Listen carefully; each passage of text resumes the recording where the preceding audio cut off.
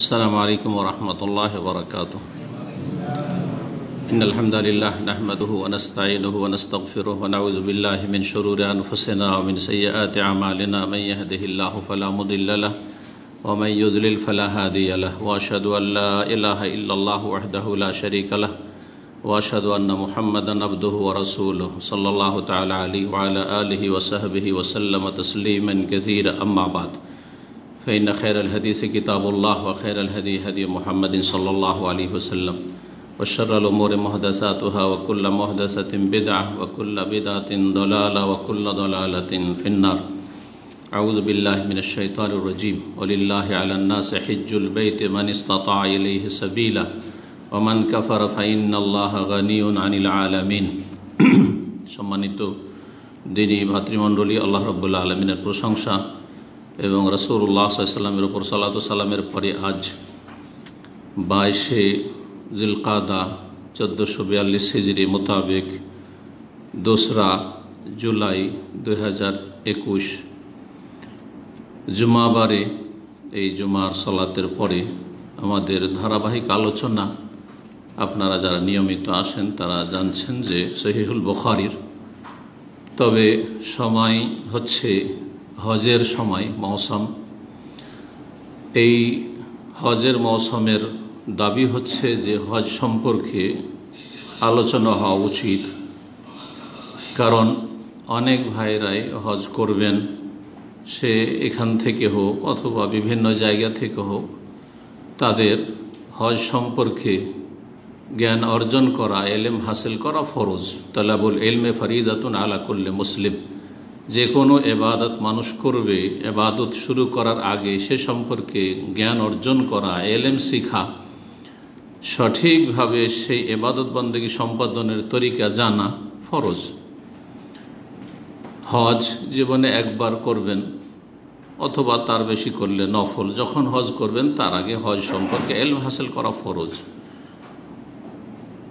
এজন্য আজকে হজের মর্যাদা এবং হজের পদ্ধতি সম্পর্কে কিছু কথা আপনাদের সামনে পেশ করব। যদি আমাদের অনেক আলোচনা পুরাতন নতুন আগের রয়েছে, বেশ কিছু আলোচনা রয়েছে। হজের এমন কোনো দিক নেই যে সব দিক নিয়ে এখানে ইসলামী সেন্টার দাম্মামে এই দীর্ঘ সময়ে প্রতি বছরে আলোচনা হয়নি। অধিকাংশ রেকর্ড হয়েছে, অধিকাংশই আপনার সোশ্যাল মিডিয়াতে আছে। বিভিন্ন বিষয়ের নাম দিয়ে সেগুলি সার্চ করলে আপনারা পাবেন। ওয়াজারাতু শৌরুল ইসলামী ও দাওয়াল ইরশাদ, সৌদি আরবের ইসলামিক এবং দাওয়া মন্ত্রণালয় এর নির্দেশনা যে এই সময় হজ সম্পর্কে আলোচনা হওয়া উচিত, যার ফলে আজকে হজ সম্পর্কে আপনাদের সামনে বেশ কিছু পয়েন্ট নিয়ে আলোচনা করব। প্রথম যে বিষয়টি আলোচনা করব তা হচ্ছে হজের বিধান এবং ফজিলত। হজের বিধান বলতে এর আগে বলেছি আপনাদেরকে, বিধান মানে শরীয়তে তার হুকুম কি, হুকুমের অর্থই বিধান। শরীয়তের হুকুম হচ্ছে, আহকাম হচ্ছে 5টি। একটা হচ্ছে ফরজ, আর সেটার নামই ওয়াজিব। আর একটি হচ্ছে এর বিপরীত, ফরজের বিপরীত হচ্ছে কি? ফরজ মানে করতেই হবে, ছাড়লে গুনাহ হবে। এর বিপরীত কি? আপনারা তো কিছু বোঝার চেষ্টা করেন। এর বিপরীত করতেই হবে, না করলে গুনাহ হবে। এর উল্টা, করতে হবে না, করলে গুনাহ হবে। কি? হারাম। হারামের মধ্যে বিদআত, হারামের মধ্যে শিরক, হারামের মধ্যে যেটা ইবাদত নিষেধ, প্রমাণ নেই, হারাম। তাহলে ফরজের বিপরীত কি? হারাম। কোনো একটি মাসলার বিধান মানে এটা হয় ফরজ, না হয় এটা হারাম। দুটো হইল, কয়টা বললাম? 5টার মধ্যে 5টা বলেছি, তাই না? দুটা। আরেকটি হচ্ছে মুস্তাহাব। যতগুলি সুন্নাত আছে এগুলো ব্যাপক অর্থে মুস্তাহাব, যেগুলি করা ভালো, সেটা সুন্নাতে মুআক্কাদা হোক, গায়ের মুআক্কাদা হোক, ফজিলতের হোক, এটা হচ্ছে মুস্তাহাব, জি, বা সুন্নাহ। এর বিপরীত সুন্নার সংজ্ঞা কি? যেটা করলে, ফিকহার ভাষায় সুন্নার সংজ্ঞা হচ্ছে যেটা করলে নেকি মুস্তাহাব, আর না করলে তেমন গুনাহ নেই। জি হ্যাঁ। তো এটা হয়ে গেল সুন্নাত। কয়টা হলো? 3টা হলো। এর বিপরীত কি? না, বুঝে সুঝে বলেন। বেদাত। বেদাত তো হারাম। বেদাত করা কি হারাম না? আর সুন্নাত ও বেদাত ওইটা হচ্ছে আপনার আকিদার পরিভাষা বা হাদিসের পরিভাষা, কিন্তু রাসূলের তরিকা সুন্নাত, আর যেটা তরিকা না বেদাত।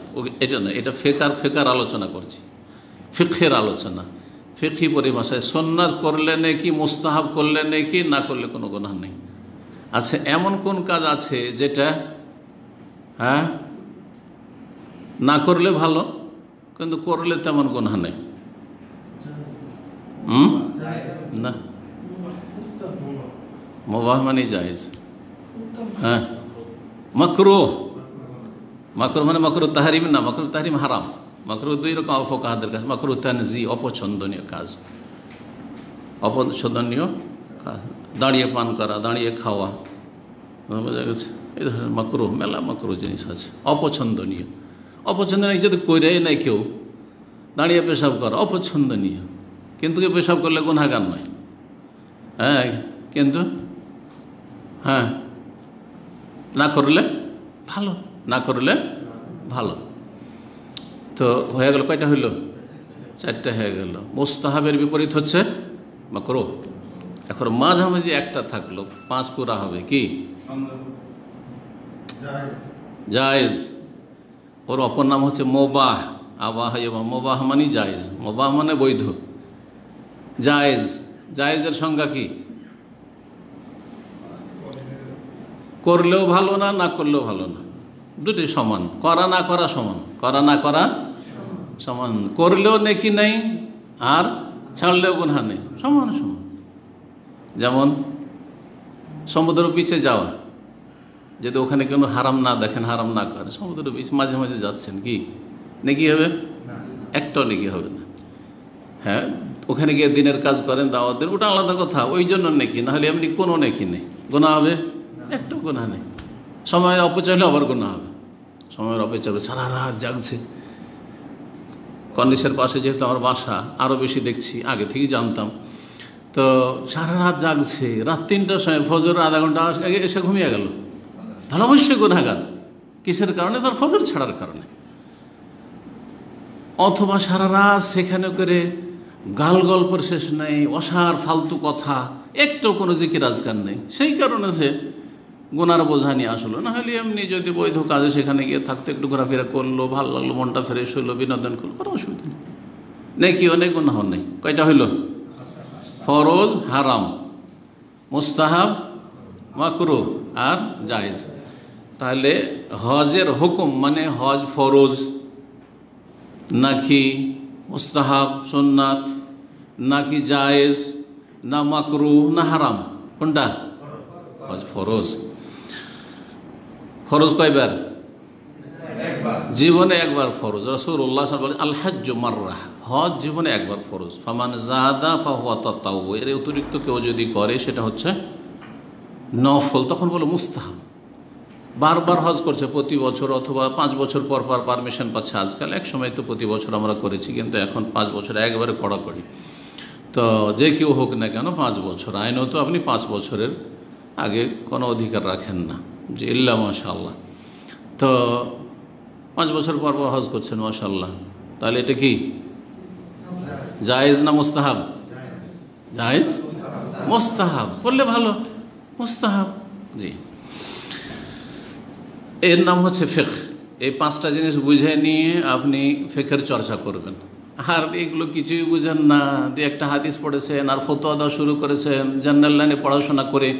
আর তারপরে যদি বলি যে জেনারেল লাইনে শিক্ষায় শিক্ষিত হয়ে বা 2-4 হরফ পড়ে ফতোয়া দেওয়া যাবে না, বলছে এটা কেন? মানে স্বয়ং মুফতি সাজতে চায়, অথচ কিছুই বুঝে না, কিছু বুঝে না। ফিকহের কায়দা কানুন উসুল ফিকহ কিছু বুঝে না, কওয়ায়েদ ফিকহিয়া সম্পর্কে কোনো জ্ঞান নেই, মাকাসিদুশ শরিয়া শরীয়তের যে লক্ষ্য উদ্দেশ্য সে সম্পর্কে কোনো জ্ঞান নেই, মানাফে এবং মাফাসেদ উপকারিতা অপকারিতা সম্পর্কে কোনো জ্ঞান নেই। অত সোজা নয় যে আপনি 2-4 হরফ পড়ছেন, কোরআন হাদিস বাংলা তরজমা পড়ছেন, ইংলিশে পড়ছেন আর ফতোয়া দেওয়া শুরু করছেন। তো আশা করি এই বিষয়গুলি যখন মানুষ যে যত বেশি এলেম হাসিল করবে, সে তত বেশি নিজেকে একেবারে অল্প বিদ্যার মানুষ মনে করবে যে আমি সবচেয়ে দুর্বল মনে হয়, আর যার যত কম এলেম সে তত বেশি মনে করে যে আমি তো এখন মেলাগুলো হাদিস পড়ে ফেলেছি, এখন সব ফতোয়া দিতে পারি। কথা বুঝতে পারছেন? এটা হচ্ছে মূর্খতায় বর্তমান যুগের বিশেষ করে। তো হজের বিধান এবং তার ফজিলত দুটো বিষয় নিয়ে আলোচনা করব। হজ ফরজ, জীবনে একবার হজ ফরজ করা হয়েছে কোরআনে কারিমের সূরা হজের আয়াত নম্বর, সূরা আলে ইমরানে আয়াত নম্বর 97 দিয়ে। হজের আলোচনা এসছে কয়েকটা সূরায়, সূরা আলে ইমরানে অল্প, সূরা বাকারায় এবং সূরা হজ, সূরা বাকারা এবং সূরা হজ, এই তিনটি সূরাতে হজের আলোচনা এসেছে। তো সূরা আলে ইমরান আয়াত নম্বর 97 তে আল্লাহ রাব্বুল আলামিন ইরশাদ করেছেন, ওয়ালিল্লাহি আলান নাস হিজ্জুল বাইতি মান ইসতাতা ইলাইহি সাবিলা। হজ আল্লাহর জন্য। প্রথম শুরু হচ্ছে আয়াত, কার জন্য হজ? আল্লাহর জন্য। এখানে শিক্ষা দেওয়া হয়েছে যে হজ করবে একমাত্র আল্লাহর সন্তুষ্টির জন্য, আল্লাহ ফরজ করেছেন সেই জন্য, আল্লাহর গরজে, দুনিয়ার কোনো গরজে নাই। আল্লাহকে রাজি করে জান্নাত লাভের জন্য, জাহান্নামের আযাব থেকে বাঁচার জন্য, আল্লাহর কাছে পাবো অনেক কিছু, সেই জন্য। দুনিয়ার কোনো স্বার্থ নেই। লোকে কি বলবে, অনেক দিন সৌদি আরবে থাকলাম হজ না করলে, এটাও না। আর যখন সৌদি আরবে এসেছি তখন হজটা করে নি, এটাও না। দেশে যাব, অনেকে জিজ্ঞেস করবে হ্যাঁ যে হজ করেছেন কি না, কি জবাব দেব? অথবা যাতে করে হাজী সাহেব বলে, অনেক ব্যবসায়ীরা আছে যে হজের এই লেভেল, হাজী সাহেব লেভেলটাকে ব্যবহার করে দুনিয়ার গরজে। হাজী সাহেব, আমি ধোঁকা দিতে পারি, আমি মিথ্যা কথা বলতে পারি, ঠকামি করছে। দুনিয়ার কোনো গরজ না, লোক দেখানো না, লোককে শোনানো না, দুনিয়ার এক কথায় কোনো গরজ নেই। ফ্রি পেয়েছি সেই জন্য হজ করেছি, না হলে কি খরচ করে করি, অথচ টাকা আছে আপনার, হজ ফরজে আছে। দুনিয়ার গরজে হজ করেছেন, ফ্যাসিলিটি পেয়েছেন, হজ করে নিয়েছেন আপনি না। আল্লাহর জন্য হজ হইতে হবে, ইখলাসের শিক্ষা প্রথম দিয়েছেন। আর ইবাদত কবুলের প্রথম শর্ত হচ্ছে কি? ইখলাস, নিষ্ঠা, খুলুসিয়াত, নিখুঁত নির্ভেজাল করা আল্লাহর জন্য। দ্বিতীয় শর্ত হচ্ছে সুন্নাহ ভিত্তি, রাসূল সাল্লাল্লাহু আলাইহি ওয়াসাল্লামের তরিকাই হইতে হবে। এক আল্লাহর জন্য হইতে হবে, এক নবীর তরিকা হইতে হবে। দুটো কথা আমি সাধারণ মানুষকে, আমি এই 22 বছর থেকে আমি প্রথম শুরুই করেছি এদিকে, যে দুটো কথা শিখে নেন। সাধারণ মানুষ দুটো কথা শিখে নিলে আপনার কেউ গোমরাহ করতে পারবেন না। এক আল্লাহর জন্য কাজটা হচ্ছে কিনা, আর আমার এক রসুলের তরিকা হচ্ছে কিনা। কারণ কালিমা পড়েছি, কালিমাতে দুটো কথার সাক্ষী দিয়েছি, লা ইলাহা ইল্লাল্লাহ, একমাত্র আল্লাহ আমার সত্য মাবুদ, বাকি সব মিথ্যা। আর মোহাম্মদ রসুল্লাহ, মোহাম্মদ সাল্লাল্লাহু আলাইহি আল্লাহর রসুল আমার জন্য এসেছে, আর মানব জাতির জন্য এসেছে, সুতরাং তার তরিকে চলতে হবে। সাক্ষী তো এটা দিয়েছি, মেনে নিয়েছি, অন্তর থেকে বিশ্বাস করি। সুতরাং বাস্তবে সেটাকে পালন করতে হবে। সহজ ভাষা মনে রাখবেন, প্রতিটি আমলে হজটা আল্লাহর জন্য হচ্ছে কিনা এই হজের ফিট করেন।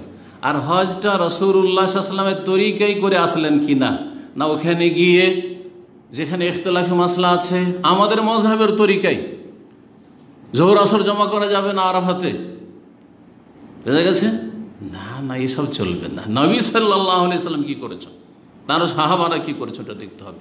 হানফি মযহাব কি বললো, শাফি মযহাব কি বললো, মালিক মযহাব কি বললো, হাম্বলি কি বললো, কিচ্ছু দেখার প্রয়োজন নেই।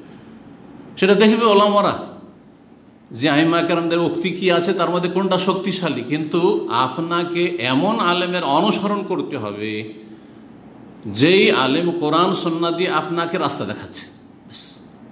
আপনাকে সরাসরি কোরআন হাদিস পড়ার ক্ষমতাও নেই, আর পুরোপুরি বুঝার ক্ষমতা নেই। পড়ার ক্ষমতা আছে কিন্তু পুরোপুরি আপনি উপলব্ধি করবেন ক্ষমতা নেই। সুতরাং আলেমের সহযোগিতা অবশ্যই নিতে হবে। এটাও না যে কোরআন হাদিসের বাংলা তরজমা আছে আমি নিজেই পড়ে নেব, আলেমের কাছে জানা দরকারটা কি না। তাহলে আল্লাহ বলতেন ফাসআলু আহলা যিকরি ইন কুনতুম লা তা'লামুন, আহলে ইলমদেরকে জিজ্ঞেস করে না বলতেন। আল্লাহ বলতেন যে কিতাব আছে, কোরআন আছে, সুন্নাহ আছে, পড়ো আর আমল করো। কোথাও নেই কিন্তু এরকম। এটা যারা বেশি ইলম হাসিল করেছে তার জন্য, যে কোরআন হাদিস পড়েন আর বুঝেন। যারা আরবি ভাষা বুঝে, কোরআন নাযিল হয়েছে আরবিতে এবং রাসূলুল্লাহ সাল্লাল্লাহু আলাইহি ওয়াসাল্লাম হাদিস রয়েছে আরবি ভাষায়। তো আল্লাহর জন্য হজ হইতে হবে। আলান্নাসে, মানব জাতির ওপর হজ ফরজ, হজ ফরজ। কিন্তু মানব জাতির মধ্যে যারা অমুসলিম, আগে ইসলামে আসবে তারপরে ফরজ, আর তার আগে হ্যাঁ, ইসলামবিহীন হজ করলে কোনো কাজে আসবে না। যেমন মক্কার মুশরিকরা প্রতি বছর হজ করতো 1400 বছর আগে, মক্কা বিজয়ের আগেও তারা প্রতি বছরে বছর হজ করতো। রাসূলুল্লাহ সাল্লাল্লাহু আলাইহি ওয়াসাল্লাম হজের মৌসুমে দাওয়াত দিতে হজের মাঠে যেতেন না? হজের মাঠে যেতেন, যে বিভিন্ন দেশ থেকে, বিভিন্ন এলাকা থেকে, বিভিন্ন কাবাইল বংশ সবাই এসেছে, তাদেরকে ইসলামের দাওয়াত দিয়ে, এটা সুবর্ণ সুযোগ। তাদের হজ কবুল হয়নি, কারণ মুশরিক তারা। ইব্রাহিম আলাইহিস সালামের দোহাই পড়তো, যেমন আজকাল বিদাতি সুফিরা, মাজারপন্থীরা রাসূলুল্লাহ সাল্লাল্লাহু আলাইহি ওয়াসাল্লাম উম্মতের আর আশেকে রসুল হওয়ার দাবিদার, কিন্তু কোনো সম্পর্ক নেই আদর্শগতভাবে রাসূলুল্লাহ সাল্লাল্লাহু আলাইহি ওয়াসাল্লাম। ঠিক তেমনই মক্কার মুশরিকদের অবস্থা ছিল, মূর্তি পূজা করতো, দোহাই দিত। এইটাই হচ্ছে ইব্রাহিম আলাইহিস সালামের ধর্ম। উলঙ্গ হয়ে তওয়াফ করতো আর বলতো এইটাই হচ্ছে ইব্রাহিম আলাইহিস সালামের ধর্ম। আল্লাহ বলছে, কুল ইন্নাল্লাহা লা ইয়া'মুরু বিল ফাহশা। আল্লাহ তোমাদেরকে অশ্লীলতার শিক্ষা দিচ্ছেন, যে অশ্লীল হয়ে, নোংরা হয়ে, উলঙ্গ হয়ে এখানে তওয়াফ করবে পুরুষ নারী, আউযুবিল্লাহ। যেমন ন্যাংটা পীর, 1400 বছর মুশরিকদের সাথে মিল আছে আজকালকার বাতিলপন্থীদের। তখন ন্যাংটা হয়ে তওয়াফ করতে, এখন ন্যাংটা পীর রয়েছে, ন্যাংটা সাধু রয়েছে, যেমন হিন্দুদের ন্যাংটা পীর রয়েছে। হ্যাঁ, যারা পথভ্রষ্ট মুসলিম, যারা সত্যিকার অর্থে ইসলামে আসতে পারেনি, কালেমাটাই পড়েছে কিন্তু পরিবর্তন ঘটায় নাই। জি, ওই সব মানুষের ওপর কার ওপর হজ ফরজ আর কি? এখনো হজ, কিন্তু হজ কথাটি আসেনি। ওয়ালিল্লাহ, আল্লাহর জন্য মানুষের ওপর হিজ্জুল বাইত, বাইতুল্লাহর হজ করা। হাজ্জুন হিজ্জুন আরবিতে দুটোই বলা হয়, যদিও প্রসিদ্ধ হাজ। বাইতুল্লাহর হজ করা এখন আসলে বিষয়বস্তু কার ওপর ফরজ, কোন মানুষের ওপর? সবার ওপর না, বলছে মান ইসতাতা ইলাইহি সাবিলা, যেই ব্যক্তি শক্তি সামর্থ্য রাখে সাবিলে, রাস্তা খরচ, মক্কা পর্যন্ত পৌঁছতে পারবে সহি সালামতে, নিরাপদ রাস্তা, নিরাপদ এই রাস্তা খরচ তার কাছে আছে, ফিরে আসার খরচ, বাড়িতে ফিরে আসার খরচ আছে। যেই কদিনের জন্য হজে গেছে, তার এই হজের চাইতে বড় দায়িত্ব হচ্ছে তার স্ত্রী, ছেলে মেয়ে এবং তার বৃদ্ধ বাবা মা থাকলে, তার অধীনে আরও নাবালক ভাই বোন থাকলে তাদের খরচ খরচা দিয়ে যাওয়া। যে কয়দিন হজে থাকবে, এই নয় যে 1 বছরের খরচ রেখে আসতে হবে না। 1 মাসের জন্য হজে এসছেন, 1 মাসের খরচ দিয়ে গিয়েছেন, যে তোমরা খাও দাও থাকো, আমি ইনশাআল্লাহ আল্লাহ হায়াত রাখালে ফিরে আসছি। হজ মানে এনে যে মরতে এসছে। আমাদের দেশের মানুষের একসময় কিন্তু এরকম মনে করত। ছোটোকালে দেখেছি হজে আসলে কি যে কান্না কাটি, মনে হচ্ছে যে যাচ্ছে জিহাদের ময়দানে, আর ফিরে আসার সম্ভাবনা খুবই কম। কান্নাকাটি, যে বিদায় নিচ্ছে তারও কান্নাকাটি, যারা বিদায় করছে তাদেরও কান্নাকাটি। হ্যাঁ, হয়তো এর কিছু কারণ থাকতে পারে। একসময় এরকম নিরাপত্তাহীনতা ছিল 100-200 বছর আগে, আপনার ওই তুর্কি আমলে ছিল, অভাবও ছিল আর নিরাপত্তাহীনতাও ছিল। কিন্তু আলহামদুলিল্লাহ এই সৌদি শাসন আমলে আলহামদুলিল্লাহ যে নিরাপত্তা রয়েছে হাজী সাহেবদের জন্য সার্বিক দিক থেকে, সেটা একটা আপনার নজিরবিহীন এই ইসলামের 1400 বছরের ইতিহাসে সালাফদের জামানার পরে। আলহামদুলিল্লাহ, আল্লাহ রাব্বুল আলামিন এটাকে যেন আরও ভালো অবস্থায় রাখেন এবং হাজী সাহেবদেরকে আল্লাহ যেন হেফাজত করেন। সকল মুমিন মুমিনা যে যেখানে আছেন আল্লাহ যেন হেফাজত করেন। মান ইসতাতা ইলাইহি হিসাব, যার কাছে রাস্তা খরচ রয়েছে। জিজ্ঞাসা করেছেন সাহাবী, আর মাসসাবিল ইয়া রাসূলুল্লাহ, এই সাবিল মানে কি? বলছে আযযাদু আর রাহিলা, সম্বল আছে, খাওয়া খরচ আছে হজের সফরে। আর ওয়ার রাহেলা, একটা বাহন আছে। ওই যুগে একটা বাহন, উটের প্রয়োজন, উটের পিঠে চড়ে আসতো। আর এখনকার যাদের প্লেনের রাস্তা, প্লেনের টিকিট খরচ, আর সম্বল হচ্ছে খাওয়া দাওয়া, হোটেল ভাড়া, তারপরে তাঁবু ভাড়া ইত্যাদি সব যা রয়েছে, যে প্যাকেজ রয়েছে। সুবহানাল্লাহ, যারা প্রবাসী হজ করেননি 15 বছর 20 বছর ধরে অনেকে আছেন, হজ করেননি অনেকে, তারা যে এখন কত কষ্ট পাচ্ছে মানসিক দিক থেকে আর আর্থিক দিক থেকে। আর যারা হজ করে নিয়েছে আলহামদুলিল্লাহ, 2005-এ মাত্র কয় বছর আগে, তাহলে 15-16 বছর আগে, 15 বছর আমার মনে পড়ছে, মাত্র 1,500 টাকা হচ্ছিল। 1,500-এর প্যাকেজ, খেমা টেমা দিয়ে আরামসে খাওয়া দাওয়া করে 1,500 রিয়ালে হজ ছিল, সহজ ছিল কত হজ। আর এখন এসে 15,000-এর ওপরে। এক ভাই এই দুদিন আগে টেলিফোন করছে যে শেখ, আমি হজে মাশাআল্লাহ এলাও হয়েছে, এক তো লটারির মতো হয়ে গেছে, হাজার মধ্যে 1-2 জনের হচ্ছে। আর তারপরে চান্স পেয়েছি, কিন্তু 15,310 রিয়াল পেমেন্ট করলাম। আর তাও দাম্মাম থেকে নেই, আমাকে সাব করতে রিয়াজের কোম্পানি দিয়েছে, ওখানে গিয়ে আমাকে উঠতে হবে। কি জটিলতা চিন্তা করে। এই জন্য হজের ক্ষেত্রে দেরি করবেন না, এখন আবার দেরি করিয়েন না, কারণ এরপরে যে কি হয় আল্লাহ ভালো জানে, আর সুযোগ আসে কি আসে না। তো এই ছিল আল্লাহ রাব্বুল আলামিনের বাণী, যা দিয়ে আল্লাহ হজ ফরজ করেছেন যারা শক্তি রাখে। জি, শক্তি রাখে। কিসের শক্তি? আর্থিক শক্তি। আচ্ছা, হজ কোন ধরনের ইবাদত? আর্থিক ইবাদত না শারীরিক ইবাদত? হ্যাঁ, দুটোই, দুটোর সমষ্টি। হজ এমন একটি ইবাদত, হজ উমরা, যেটা আর্থিক ইবাদতে মালিও এবং ইবাদতে বাদানিও, আর্থিক শারীরিক ইবাদত। শরীরের মেহনত, কঠোর পরিশ্রম করতে হয়, ক্লান্ত হয়ে যেতে হয়, আর অর্থ খরচ করতে হয়, দুটোর সমষ্টির নাম। এখানে কোন শক্তির কথা বলা হয়েছে? আর্থিক শক্তির কথা। কারো আর্থিক শক্তি আছে, হজ ফরজ আছে। এখন কথা হলো, কারো আর্থিক শক্তি আছে, সচ্ছল পয়সা আছে, কিন্তু শারীরিক শক্তি নেই, অচল, চলতে পারছে না, বিছানায় শয্যাশায়ী, অথবা অক্ষম, হজ করতে পারে, হজের কাজগুলি সম্পাদন করতে পারবে না, তাহলে কি করবে? হজ ফরজ নেই। মূলত আর্থিক ইবাদত। হজ ফরজ আছে, কিন্তু সেখানে কি করতে হবে? হজ্জে বদল করাইতে হবে। বদল কাউকে দিয়ে হজ করাইতে হবে, যাকে দিয়ে হজ করাবেন সে যেন অলরেডি নিজের ফরজ আদায় করা হয়। একটি হাদিস স্পষ্ট করে এটি। পক্ষান্তরে হানাফি মাযহাবের না, আমাদের দেশের হুজুররা, মুফতিরা সব জীবনে হজ করেন, সব হজে বদলে চলে আসছে, হজে বদলে চলে আসছে। এটা হাদিস বিরোধী কাজ। এক সাহাবী লব্বাইক পড়ছেন, লব্বাইক আন শুভরমা, প্রথমে যখন হজের নিয়ত করেছেন, লব্বাইক আন শুভরমা, শুভরমার পক্ষ থেকে আমি হাজির হয়েছি আল্লাহ। তখন রাসূলুল্লাহ বলে যে ওমান শুভরমা, শুভরমা কে? তখন তিনি বললেন যে আখুন লি আও কারিবুন লি ইয়া রাসূলুল্লাহ। বর্ণনাকারী সন্দেহ, আমার এক ভাই অথবা আমার এক নিকট আত্মীয়, তার পক্ষ থেকে আমি হজের নিয়তে এসেছি। বলে হাজাজতা আন নাফসিক, তোমার নিজের হজ করেছ? বলছে না, এখন কি প্রথম হজ রাসূলুল্লাহ সাল্লাল্লাহু আলাইহি ওয়াসাল্লাম, আমার নিজের হজ তো করিনি। বলছে হুজ্জা আন নাফসিক সুম্মা হুজ্জা আন শুবরমা, আগে নিজের হজ করো, তারপরে শুবরমার হজ করো। স্পষ্ট হাদিস। তারপরে কারো কথা শোনা যাবে? ওই কায়দা ফর্মুলাকে ফেলেন, এক আল্লাহর জন্য ইবাদত করতে হবে এবং এক রাসূলুল্লাহ সাল্লাল্লাহু আলাইহি ওয়াসাল্লামের তরিকায় ইবাদত করতে হবে। রাসূলের তরিকা হচ্ছে যে বদল হজ করবেন, আগে আপনার ফরজটা সেরে আসেন, তারপরে সারা জীবন বদল করবেন, করেন। আর সবচেয়ে ভালো যে বদল না করে নিজে, আল্লাহ পয়সা দিলে নিজের হজ করেন, কারণ নিজের নেকের ব্যালেন্স আপনার বেশি প্রয়োজন। কিছু লোকেরা আছে বদলটাকে ব্যবসা বানিয়ে নিয়েছে, ওই জীবনে একটা ফরজ হজ আদি করে তারপরে খালি তলাশ করে বেড়ায় কোথায় বদল, কোথায় বদল। এরা ভালো লোক না, আমি স্পষ্ট ভাষায় বলছি। অনেক তালেবে ইলম আছে, অনেক মাদ্রাসা পড়ুয়া আছে, এগুলো ব্যবসা বানিয়ে নিয়েছে আরব অনারব। এটা পছন্দনীয় কাজ না। হ্যাঁ, কেউ আপনাকে নিজে থেকেই দিয়ে দিল, আপনি কোনো তলাশ করবেন না, কোনো পয়সার লোভ লালসা রাখবেন না। আপনাকে ভালো মানুষ বলে তলাশ করলো, ভাই আমার আব্বার হজটা করে দেন, আমার আম্মার হজটা করে দেন, এই বদলি হজটা করে দেন, ঠিক আছে, রাজি হতে পারেন, অসুবিধা নেই। লোভ লালসা যেন না থাকে। হ্যাঁ, কত টাকা দেবেন, এত টাকা লাগবে, না হইলে হবে না। এই কোরআন পড়ে বক্সানো যে হ্যাঁ ব্যবসা, সেই রকমই এক ব্যবসা এটাও। না, এরকম কাজ করবেন, এখলাস পরিপন্থী, এখলাস নেই এখানে। কিসের জন্য হজ করছে? ও পয়সার খাতির হজ করছে, এখানে ওই প্রথম শর্ত নাই। কিন্তু ওমান কাফারা, আল্লাহ বলছেন কেউ যদি কুফরি করে। আরে কুফরির কথা, হজের বিষয়ে আলোচনা করতে কুফরির কথা কেন আসলো? তাহলে বোঝা গেল কেউ যদি হজকে অস্বীকার করে তাহলে কুফরি করলো। ওলামারা এই আয়াত ইস্তেমবাদ করেছেন, হজ অস্বীকার করা বড় কুফর, কাফের হয়ে যাবে।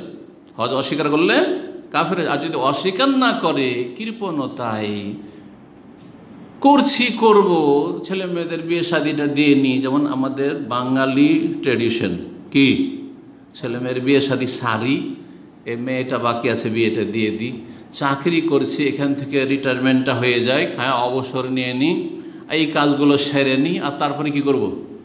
হজ করব। এই জন্য সব বুড়ো হাজি আসে, ভারত, বাংলাদেশ, পাকিস্তান, এই সব দেশ থেকে। অন্য দেশ থেকে এত বুড়ো হাজি আসে না, যত বুড়ো হাজি এই উপমহাদেশ থেকে আসে। কারণ কি, এই যে মূর্খতা রয়েছে, 20-25 বছর বয়সে হজ ফরজ হয়েছে, আর 60, 70, 80 বছর বয়সে চলতে পারে না, তখন হজ করতে আসছে। দুনিয়ার সব সাইরে আর পাপ টাপ করে বলছে আর পাপ করব না, কারণ এত আগে হজ করলে তো ফের পাপ টাপ করা লাগবে। হ্যাঁ, তাহলে কেমন হবে? এই জন্য শেষখানে যাব। তোমার জানা আছে যে কখন শেষ হবে? তারপর এই অধিকার আছে বিলম্ব করার, শরীয়তে অবকাশ আছে, জায়েজ নয়, গুনাহগার। ভালো করে শুনে রাখেন, কেউ যদি হজকে অস্বীকার করে কাফের, অস্বীকার না করে, অস্বীকার করা বিভিন্ন রকমভাবে হয়। যেমন এক শ্রেণীর আজকাল নাস্তিক মুসলিম সমাজ মুনাফিক আছে, যারা বলে হজে এত টাকা খরচ করে লাভটা কি, কোরবানিতে এত টাকা খরচ করে লাভটা কি, এই টাকাগুলো হজের টাকা, এত টাকা দিয়ে হজ না করে, এত টাকা দিয়ে কোরবানি না করে, এই টাকাগুলি গরিব মিসকিনকে জনকল্যাণমূলক কাজে দান করে দিলি তো হইল, হ্যাঁ এই করোনার চিকিৎসাতে লাগিয়ে দিলি তো হইল না। এটা একরকমের অস্বীকার। দিনের শাইরা একটি গুরুত্বপূর্ণ ইবাদতকে, নিদর্শনকে কি করা, হালকা মনে করা, তুচ্ছ মনে করা। ফাইনাল্লাহ গানিউন আনিল আলামিন, কেউ যদি কুফরি করে, হজকে অস্বীকার করে, যে কোনোভাবে হোক না কেন, তাহলে জেনে রাখা উচিত যে আল্লাহ বিশ্বজগৎ থেকে অমুখাপেক্ষী, কারো পরোয়া করেন না। কেউ হজ করলেই কি না করলে কি, হজ হইলেই কি না হইলেই কি, হজ হইলে আল্লাহ রাব্বুল আলামিনের বেশি ফায়দা হয়ে যাবে, আর যদি হজ না করে সারা বিশ্ব, তাহলে কোনো ক্ষতি হয়ে যাবে, কিচ্ছু হবে না। তোমার ফায়দার জন্য সব কিছু করা হয়েছে, সমস্ত কল্যাণ বান্দার দিকে ফিরে আসবে। আল্লাহর বিধান মানলে আল্লাহর পক্ষ থেকে রহমত, বরকত, দুনিয়া আখেরাতে সার্বিক কল্যাণ বান্দার দিকে ফিরে আসবে। সূরা হজের আয়াত নম্বর 27 আল্লাহ বলেছেন, ওয়াজদিন ফিন নাসি বিল হজ, ঘোষণা করো হজের। ইব্রাহিম আলাইহিস সালাম যখন কাবা নির্মাণ করলেন, তাকে নির্দেশ দিয়েছেন আল্লাহ রাব্বুল আলামিন, রাসূলুল্লাহ সাল্লাল্লাহু আলাইহি ওয়াসাল্লামকে নির্দেশ।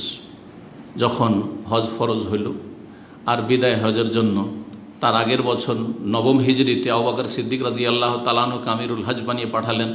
আর বেশ কিছু ঘোষণা তার সাথে আলী রাদিয়াল্লাহু তাআলা আনহুকে সেই ঘোষণাগুলি শুনিয়ে দেওয়ার জন্য পাঠালেন হজের মৌসুমে মেনা, আরাফা, মুজদালিফায়, যে আগামী বছর হজে কোনো মুশরিক আসবে না। আল্লাহ ইয়াহুজ্জা মুশরিক, কোনো মুশরিক আগামী বছর হজ করবেন বাদাল আমে মুশরিক, এই বছরের পরে। তার মানেই নবম হিজরিতে মুসলিমরাও হজ করেছে, আর মুশরিক যেগুলো আনাচে কানাচে বিভিন্ন গোত্রে বংশে অমুসলিম এখনো থেকে গেছে, তারাও কিন্তু, মানে মক্কা বিজয় মানে আরবের সব যে মুসলিম হয়ে গেছে তা নয়। জি, মক্কা বিজয় হয়েছে, কিন্তু আশেপাশে কিছু কাফের আছে, এই মুশরিকরা শিরকের অবস্থায় যেন হজে না আসে। ওয়ালা ইয়াতুফু বিল বাইতি ওরিয়ান, আর আগামী বছরের জন্য ঘোষণা হচ্ছে যে আগামী বছর বাইতুল্লাহর তওয়াফ যেন কেউ বিবস্ত্র হয়ে উলঙ্গ হয়ে না করে। তার মধ্যে গেলে তার আগ পর্যন্ত চলতে ছিল, কেউ কাপড় পরে, কেউ বস্ত্রহীন হয়ে তওয়াফ করছিল। এ ঘোষণা করে দেওয়া হলো। তারপরে 10ম হিজরিতে রাসূলুল্লাহ সাল্লাল্লাহু আলাইহি ওয়াসাল্লাম হজের জন্য আসলেন। আর জাবের রাদিয়াল্লাহু তাআলা আনহুর সহিহ মুসলিমের হাদিস রয়েছে, যাতে সিফাতুল হজ, হজের বিবরণ বিশদভাবে এসছে শুরু থেকে শেষ পর্যন্ত। যখন এই ঘোষণা বিভিন্ন গোত্রে জানতে পারলো আরবের মুমিন মুসলিমরা, তারা চারিদিক থেকে একবারে ঝাঁপিয়ে পড়লো যে রাসূলুল্লাহর সাথে হজ করবো। জি, বাশারুন কাসীর, অসংখ্য মানুষ হজে আসলো, প্রায় 1 লাখের বেশি, 1,14,000 বা 24,000 হাজি সাহেব ছিলেন রাসূলুল্লাহ সাল্লাল্লাহু আলাইহি ওয়াসাল্লামের সাথে। সাহাবায়ে কেরাম, তারা সবাই সাহাবায়ে কেরাম, কারণ এক নজর যদি রাসূলুল্লাহ সাল্লাল্লাহু আলাইহি ওয়াসাল্লামকে দেখে থাকেন, তাহলে সাহাবী, মানে সাক্ষাৎ করে দেখে থাকেন, মানে সাক্ষাৎ করে থাকেন। কারণ অন্ধ মানুষ যদি না দেখে থাকে তো সাহাবী হবে না। আব্দুল্লাহ বিন উমর তো সাহাবী না। তাহলে দেখা মানে নজর দিয়ে দেখা নাই, সাক্ষাৎ হলেই হলো। জি, তো আল্লাহ রাব্বুল আলামিন হজের নির্দেশ দিয়েছেন। এখন তাহলে জেনে নিলাম যে হজ ফরজ। হজ ফরজের দলিল কোরআন আয়াত বললাম, রাসূলুল্লাহ প্রসিদ্ধ হাদিস রয়েছে আব্দুল্লাহ বিন উমর রাদিয়াল্লাহু তাআলা আনহু থেকে, সহিহ বুখারী, বুনিয়াল ইসলাম আলা খামস, ইসলামের বুনিয়াদ প্রতিষ্ঠিত কয়টার উপর? 5টি। ইসলামের খুঁটি হচ্ছে 5টি। হ্যাঁ, শাহাদাতে আল্লাহ ইলাহা ইল্লাল্লাহ ওয়া আন্না মুহাম্মাদুর রাসূলুল্লাহ, লা ইলাহা ইল্লাল্লাহ মুহাম্মাদুর রাসূলুল্লাহ, সাক্ষ্য প্রদান করা, আশহাদু আল্লা ইলাহা ইল্লাল্লাহ ওয়া আশহাদু আন্না মুহাম্মাদান রাসূলুল্লাহ। হ্যাঁ, আর কি? ওয়া ইকামিস সালাত, সালাত কায়েম করা, 5 ওয়াক্ত ফরজ, 17 রাকাত, তার বেশি সুন্নত আছে, আর কিছু আছে যেগুলো, কিন্তু এই 17 রাকাত প্রতিদিন পড়তে হবে। এতে কারো ঘাটতি করার বা বাড়তি করার কোনো অধিকার নেই। এটা হচ্ছে সালাত কায়েম করা কমপক্ষে। আর তারপরে ওয়াইতাউজ যাকাত, যাকাত প্রদান করা, ওয়াসাওমে রমাদান, রমজান মাসের সিয়াম, ওয়াল হজ, আর বাইতুল্লাহর হজ করা। জি, এখন হজের ফজিলত সম্পর্কে একটি হাদিস সহিহ বুখারী এবং সহিহ মুসলিমের শুনে আবু হুরায়রা রাদিয়াল্লাহু তাআলা আনহু থেকে বর্ণিত, রাসূলুল্লাহ সাল্লাল্লাহু আলাইহি ওয়াসাল্লাম বলেছেন, আল উমরাতু ইলাল উমরাতি কাফারাতুল লিমা বাইনাহুমা। এক উমরা থেকে আরেক উমরা, যে আমরা একের পর উমরা করছি, কেউ 2 মাস 1 মাস পর, কেউ 6 মাস পর, কেউ বছর পর, যে যত বেশি ঘন ঘন উমরা করবে অল্প গুনাহ থাকলেও মাফ হয়ে গেল। কিন্তু যে অনেক দিন উমরা করেনি তাহলে অনেক গুনাহ হয়তো জমে গেছে, হতে পারে না? এক উমরা থেকে আরেক উমরার মাঝে যে গুনাহগুলি হবে সেগুলির মোচনকারী, কাফারাতুন মোচনকারী হয়ে যাবে এই উমরা, এই দুটো উমরা। ওয়াল হজ্জুল মাবরুর লাইসা লাহু জাযাউন ইল্লাল জান্নাহ। আর হজ যদি মাবরুর মকবুল হয়, মাবরুর বিররুন থেকে, যেই হজে নেকি আর নেকি হয়েছে, যেখানে কোনো লা ইউখালিতুহু ইসমুন ওয়ালা কাতিয়া, যেই হজের সফরে শুরু থেকে শেষ পর্যন্ত এবং হজের সাথে যেসব সম্পর্কিত বিষয় রয়েছে সেই ক্ষেত্রে কোনো গুনাহ হয়নি এবং কারো সাথে আত্মীয়তার সম্পর্ক বিচ্ছিন্ন হয়নি, ঝগড়া বিবাদ করেনি, কোনো গুনাহ এক কথায় লিপ্ত হয়নি। ফামান ফারাদাল হজ্জা ফালা রাফাসা ওয়ালা ফুসুক ওয়ালা জিদালা ফিল হজ।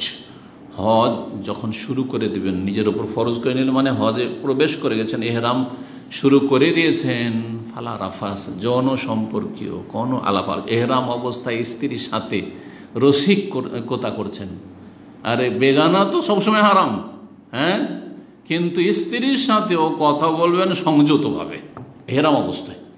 এহরাম শেষ, এহরামের আগে, এহরামের পরে হালাল নয়, অসুবিধা নেই। ফালা রাফাস যৌন সম্পর্কে কোনো কথা কাজ নেই। আর ওয়ালা ফুসুক কোনো পাপাচার নেই, কোনো পাপাচারে যেন লিপ্ত না হন, যে কোনো পাপাচার।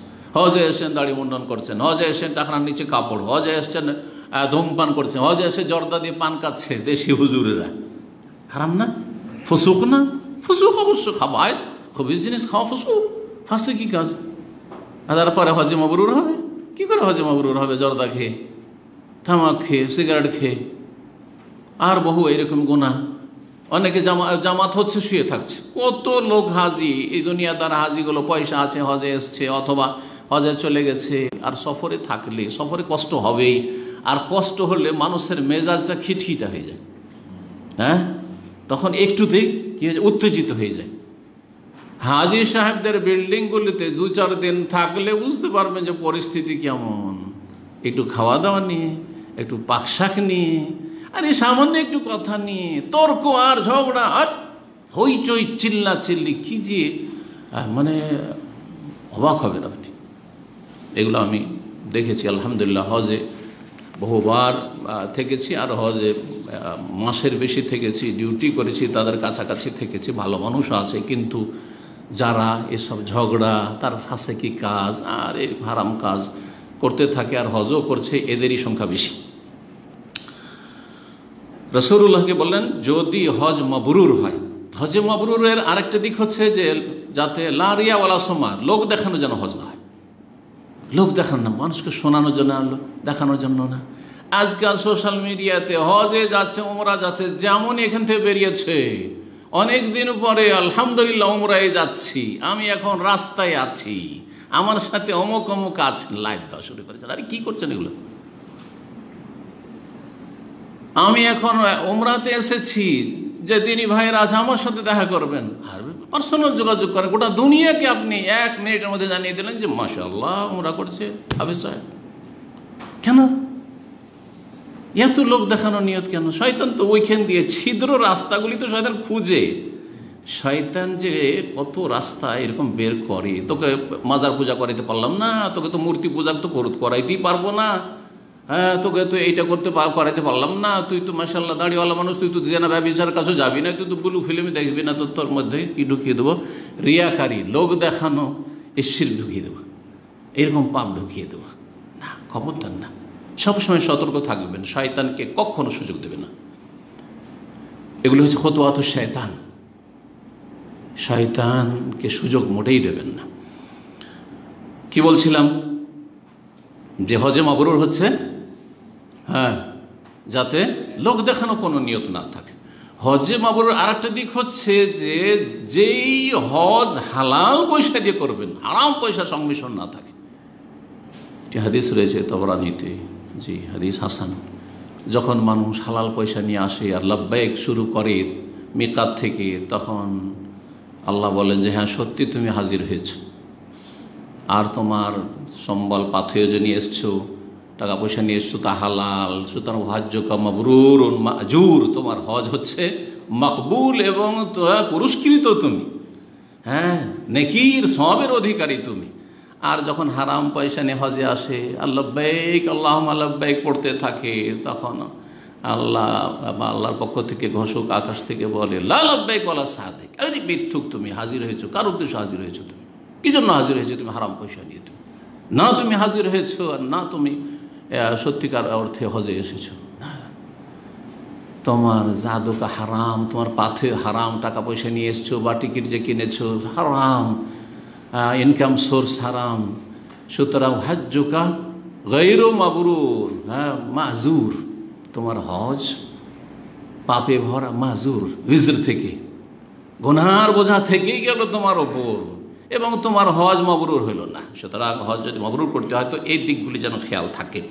যদি হজ কবুল হয়, যে সংক্ষেপে দিকগুলি বললাম, লাইসা লাহু জাযা, ছোট মোটো বদলা নেই, 1 কোটি নেকি 49 কোটি নেকি ওই সব কথা নাই, কথা বোঝা গেছে না? আর জাল কথাও নয়, সহিহ বুখারী মুসলিমের কথা, সহি কথা। সবচেয়ে বড় পুরস্কার, সবচেয়ে বড় পুরস্কার কি? জান্নাত। কারণ যতই নেকি করেন সবগুলির উদ্দেশ্য হচ্ছে জান্নাত। কালিমা পড়েছি জান্নাতের জন্য, 5 ওয়াক্ত সালাত পড়েছি জান্নাতের জন্য, কেউ তাহাজ্জুদ পড়ছে জান্নাতের জন্য, ইশরাক সালাতুদ দোয়া পড়েছেন জান্নাতের জন্য, জুমা পড়লেন জান্নাতের জন্য, সাদকা খায়রাত করেছেন জান্নাতের জন্য, যাকাত দিচ্ছেন জান্নাতের জন্য, সবই জান্নাত যাওয়ার জন্য, সবগুলির উদ্দেশ্য তো জান্নাত। আর হজ যদি মকবুল হয়ে যায় লাইসা লাহু জাযা, তার অন্য কোনো বদলা নেই, ইল্লাল জান্নাত, জান্নাত ছাড়া। হাসিল আসল গন্তব্যে পৌঁছে গেলে তুমি, আল্লাহ রাব্বুল আলামিন আমাদের হজগুলিকে যেন কবুল করেন এবং আগামীতে আল্লাহ আরও বেশি বেশি হজের তৌফিক দান করেন। যেসব ভাই বোনেরা মুসলিম যে যেখানে আছেন, যারা এখানে আছেন সামনে, তারা বিশেষভাবে, আর যারা আমাদের আলোচনা শুনছেন অনলাইনে, তাদের ক্ষেত্রে বিশেষভাবে দোয়া করছি। সারা বিশ্বের সমস্ত মুমিন মুমিনাতের জন্য তৌহিদ সুন্নাহ ভিত্তিক আল্লাহ রাব্বুল আলামিন যেন এই ফরজ হজ আদায় করার তৌফিক দান করেন। আল্লাহ রাব্বুল আমাদের হজ যেন মবরুর মকবুল করেন।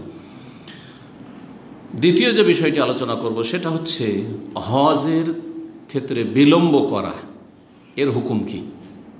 হজ করলেন আপনি, কিন্তু ফরজ হয়েছে 2010 সালে বা 15 সালে, আর হজ করছেন এসে 2021 সালে, এর হুকুমটা কি? এই বিষয়ে ফুকাহাদের ইখতিলাফ রয়েছে। একদল বলছেন যে হজ ফরজ, কিন্তু বিলম্ব করা অনুত্তম, গুনাহগার হবে না। কিন্তু আরেক দল বলছেন যে হজ আলাল ফরজ, হজ যখন ফরজ হবে, যখন আর্থিক সচ্ছলতা আসবে, এখন হজ করতে আর্থিক দিক থেকে সক্ষম, সেই বছরই তাকে হজ করতে হবে। হজ ফরজ যদি বিলম্ব করে আর করতেও পারে তবুও গুনাহগার, সে করলো, হয়তো 2015-তে ফরজ হয়েছিল, 2020-21-এ এসে হজ করলো, হজ ফরজ আদায় হয়ে গেল, কিন্তু এই লেটের কারণে কি হলো? গুনাহগার, ইয়া আসামো, গুনাহগার হবে। আর এই মতটি হচ্ছে বেশি শক্তিশালী, এই মতটি হচ্ছে বেশি শক্তিশালী। এই ক্ষেত্রে শেখ ইবনে উসাইমিন রহমতুল্লাহ আলাইহি, শেখ সালেহ ফওজান, তাদের উক্তি রয়েছে, বলছে আর রাজি মিন আকওয়ালি আহলি ইলম ইনশাআল্লাহ তাআলা, উলামায়ে কেরামদের উক্তির মধ্যে সবচাইতে বেশি প্রাধান্যযোগ্য উক্তি হচ্ছে আন্নাহু ইয়াজিবু আলাল ফওর, যখনই আপনার শক্তি সামর্থ্য হয়েছে তখনই ফরজ, মাতা তাওয়াফারাত শুরুত ওজুবে, যখন ফরজ হওয়ার শর্তগুলি বিদ্যমান হয়ে গেছে। কারণ আল্লাহ বলছেন যে মানিস্তাতা ইল হিসাবি, যার কাছে রাস্তা খরচ রয়েছে সেই ব্যক্তির ওপর হজ ফরজ রয়েছে। এবং রাসূলুল্লাহ সাল্লাল্লাহু আলাইহি ওয়াসাল্লাম কিন্তু বিলম্ব করেননি। হজ ফরজ হয়েছে 9ম হিজরিতে, আর তারপরে 10ম হিজরিতে হজ করেছেন, 10ম হিজরিতেই হজ করেছেন।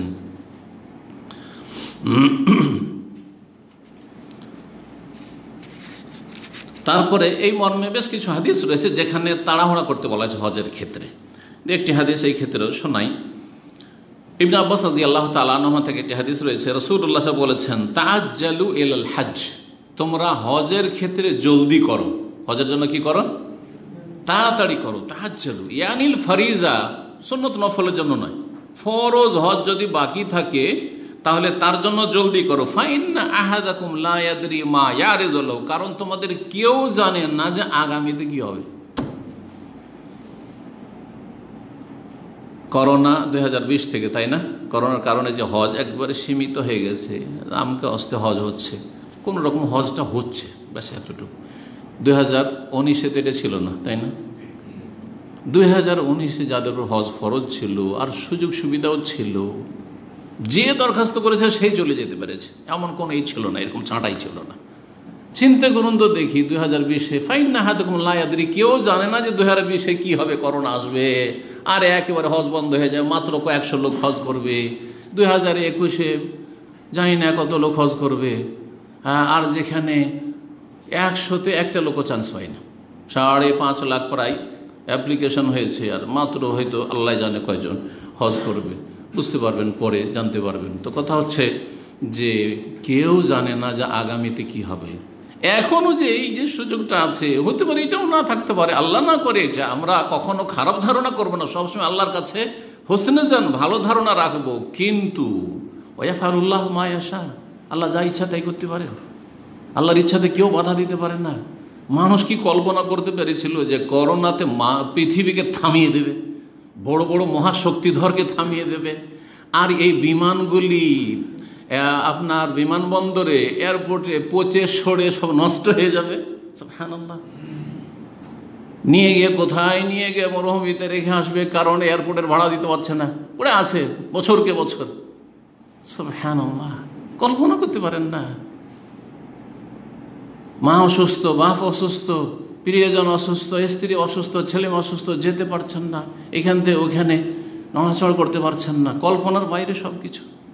সুতরাং হজের ক্ষেত্রে সজাগ হবেন। ফাইন্না আহাদাকুম লা ইয়াদরি মা ইয়ারিদু লাহু, কেউ জানে না যে আগামীকালকে কি হবে, আগামী দিনে কি হবে। মুসনাদ আহমদের হাদিস 2721, আবু দাউদ মুস্তাদরাক হাকিম হাদিস, আল্লামা আলবানী হাদিসটিকে সহিহ বলেছেন।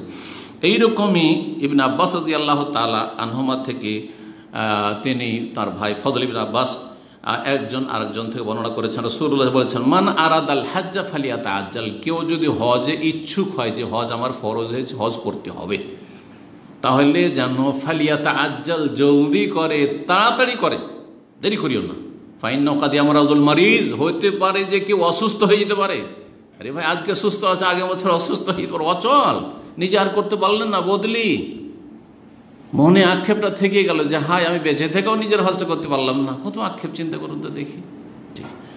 অতাদিল্লুদ্দাল্লা, হতে পারে যে আপনার যে বাহন আছে হারিয়ে যেতে পারে।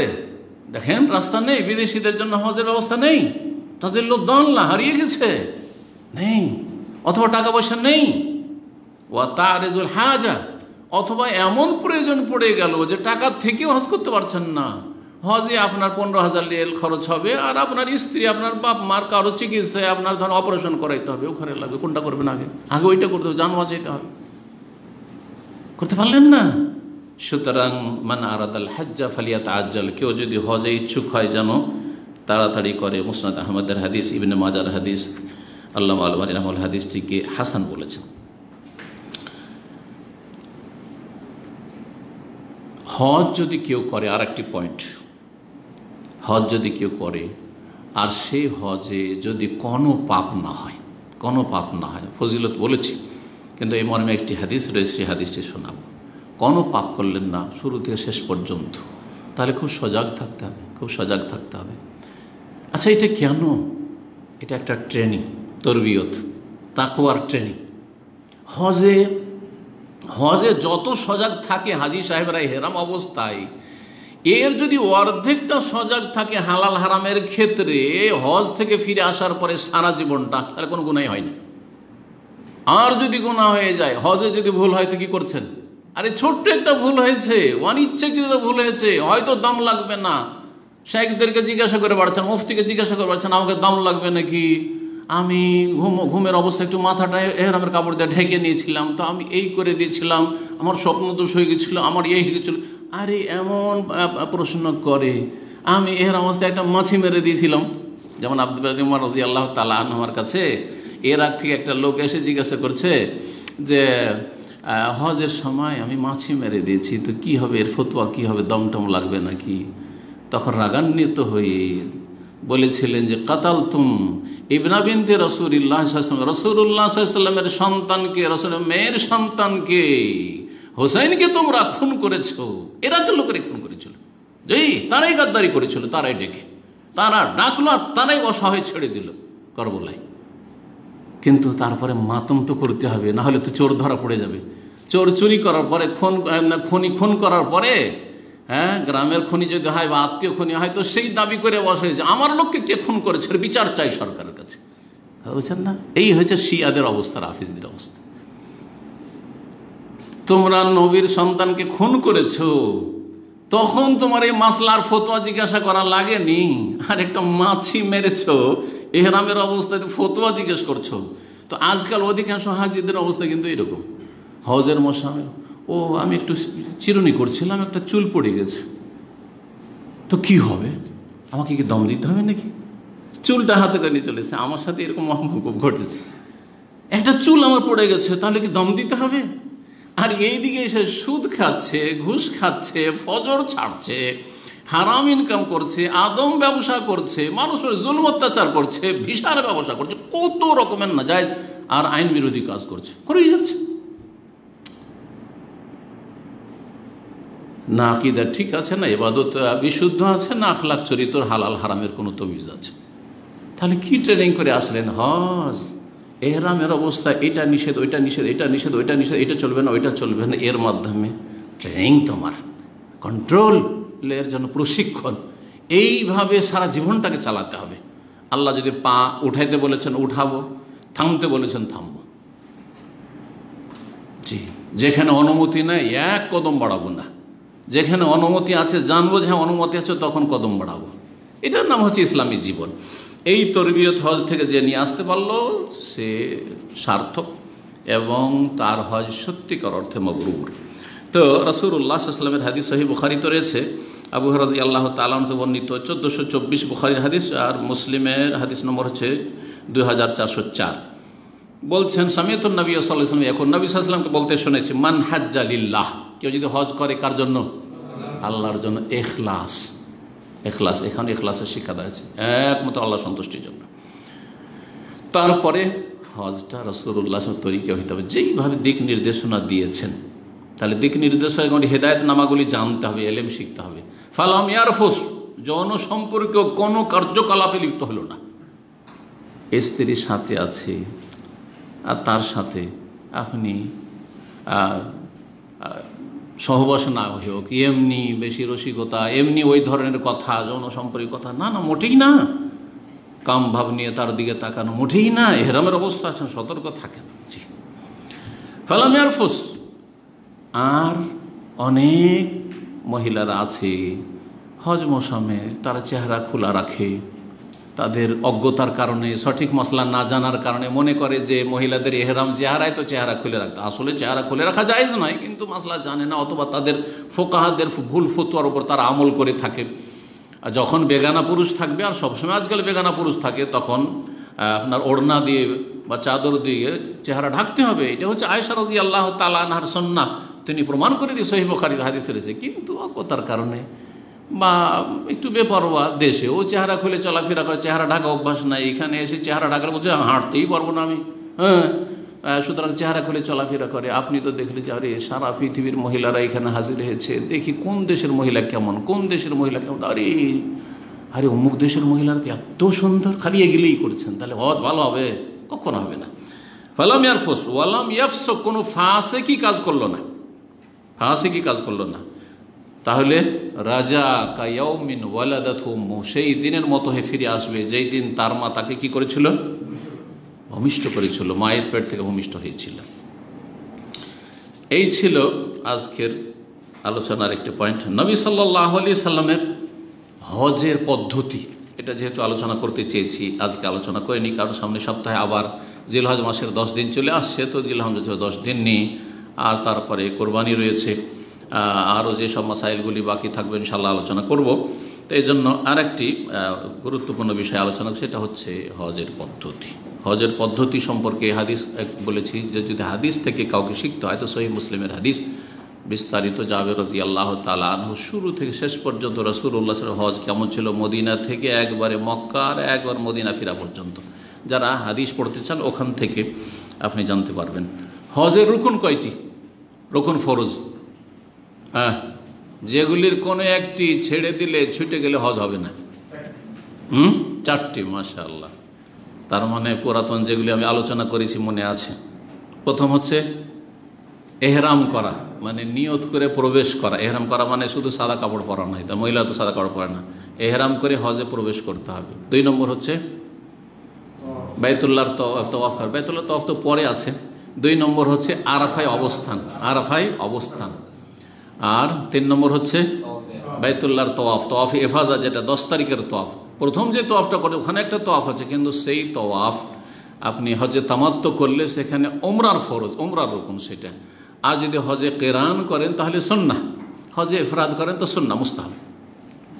হজ কয় রকমের? 3 রকমের বলে দিলাম কিন্তু। আচ্ছা, তো কয়টা হলো? বাইতুল্লাহর তওয়াফ। 4 নম্বর হচ্ছে সাফা মারওয়ার সাই করা। হজের ওয়াজিব কয়টি? হজের ওয়াজিব 7টি, 8টিও করতে পারেন, কিন্তু 7টি। হ্যাঁ, একটা ওয়াজিব আছে যেটা সবার জন্য নয়, সেই জন্য সেটা ফুকাহারা উল্লেখ করেনি, 7টি বলেছেন। প্রথম হচ্ছে, কে বলতে পারেন শুরু থেকে? মিকাতে এহরাম বাঁধা। প্রথম বলেছিলাম এহরাম বাঁধা। এহরাম যে কোনো জাতে মানলে রুকুন হয়ে গেল, হজ হবে কিন্তু দম দিতে হয়। আর মিকাতে এহরাম না বাঁধলে ওয়াজিব ছুটে যায়। ওয়াজিব ছুটলে দম দিয়ে ঘাটতি পূরণ করতে হবে। তাহলে হজে যে কাজগুলি রয়েছে 3 রকম: রুকুন, আরকান যেগুলি ফরজ, আর ওয়াজিবাত, আর তারপরে বাকিগুলো সব হচ্ছে বাকি কথা কাজ হচ্ছে সুন্নাত। সুন্নাত করলে নেকি বাড়বে, আর যদি ছেড়ে দিলে নেকি কমবে, কিন্তু হজ হয়ে যাবে, দমও লাগবে না, ঘাটতি পূরণ করা লাগবে না। আর ওয়াজিব যে রয়েছে 7টি, তার কোন একটি ছুটে গেলে কি লাগবে?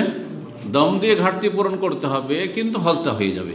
আর রুকুন যে 4টি, তার কোন একটি যদি ছুটে যায় তাহলে হজ হবেই না। জি, হজ হবে না। সেটা আদায় করার সুযোগ থাকলে আদায় করে আপনাকে সংশোধন করতে হবে। আর যদি সেই সুযোগ ছুটে, যেমন যে আরফায় অবস্থান শুধু 9 তারিখের দিন এবং 10 তারিখের রাত ফজর পর্যন্ত, যদি কেউ আরফা না যায় তাহলে আর ওই বছর হজই হলো না, তার হজ হলো না তার। মিকাতে এহরাম বাঁধা, তারপরে আরাফায় সূর্য ডুবা পর্যন্ত অবস্থান করা 2 নম্বর। 3 নম্বর হচ্ছে মুজদালিফায় রাত্রি যাপন করা, কমপক্ষে অর্ধেক রাত পর্যন্ত। যদি এশা থেকে নিয়ে অর্ধেক রাত পর্যন্ত থাকে, যারা মহিলা, যাদের সাথে ফ্যামিলি আছে, মহিলাদের সাথে আছে অথবা বাচ্চাদের সাথে আছে, বাচ্চা, তাদেরকে রাসূলুল্লাহ সাল্লাল্লাহু আলাইহি ওয়াসাল্লাম অর্ধেক রাতের পরে মেনা আগে ভাগে পাঠিয়ে দিয়েছেন, তাহলে অর্ধেক রাত পর্যন্ত থাকলেই যথেষ্ট, কিন্তু ফজর পর্যন্ত থাকা হচ্ছে উত্তম। 4 নম্বর ওয়াজিব হচ্ছে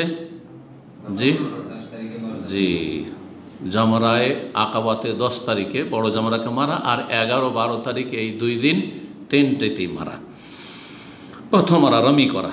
5 নম্বর হচ্ছে মাথা মুন্ডন অথবা চুল ছোট করা।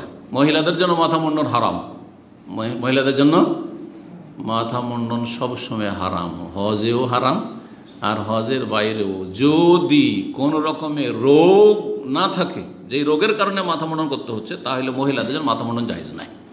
এখন মহিলা বলতে কি নাবালিকা ছোটদেরও চলবে না, একদল এটাই বলছেন, কিন্তু বেশ কিছু আলেমরা বলছেন না, ছোট বাচ্চাকে তার মহিলা বলা যায় না, সুতরাং তাদের ক্ষেত্রে এই নিষেধাজ্ঞা নয়, বরং বড়দের ক্ষেত্রে বড় হওয়ার পরে মহিলাদের বা মেয়েদের মাথা মুন্ডন জায়েজ নয়।